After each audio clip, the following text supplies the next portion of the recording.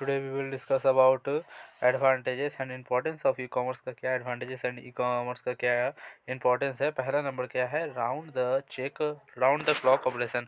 The e commerce system can operate all day. ये क्या करता है, सारा दिन ऑपरेट होता रहता है, every day and throughout the year, और हर एक साल।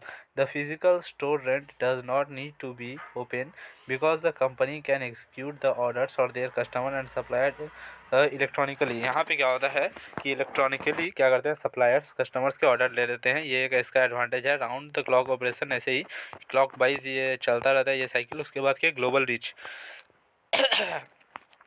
सेकंड नंबर क्या है, ग्लोबल रीच है, यानी कि ये ग्लोबल रीच तक हम लोग कहीं पे भी हमें एक्सेस कर पाते हैं इसे।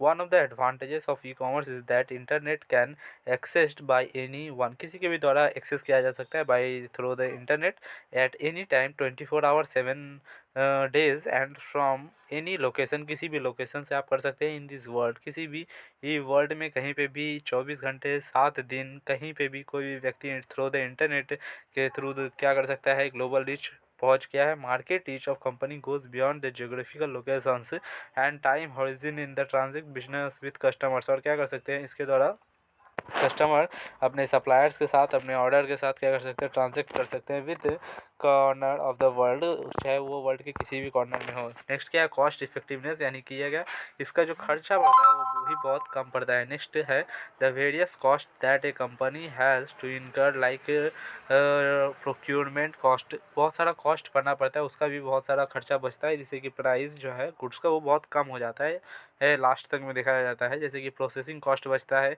Purchasing cost and selling and marketing cost are power in e commerce. इसमें क्या होता है, कॉस्ट इफेक्टिव घट जाता है।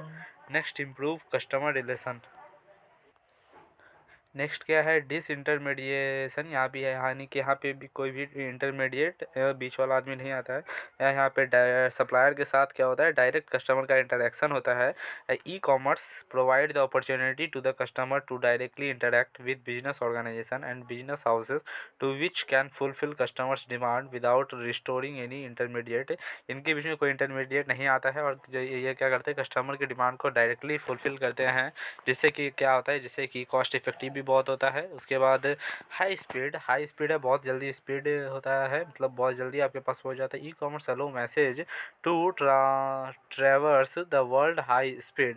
There is no need to wait weeks for a catalogue or arrive post by, because online catalogues are available on the internet which can be accessed easily to the customers. यहाँ पे आपको time नहीं लगेगा। अगर आप चाहते हैं कि मेरा जो पोस्ट या फिर कुरियर है 10 दिन में आ जाए, तो वो आप टाइम लिमिट रख दीजिए, वो 10 दिन के अंदर में आ जाएगा।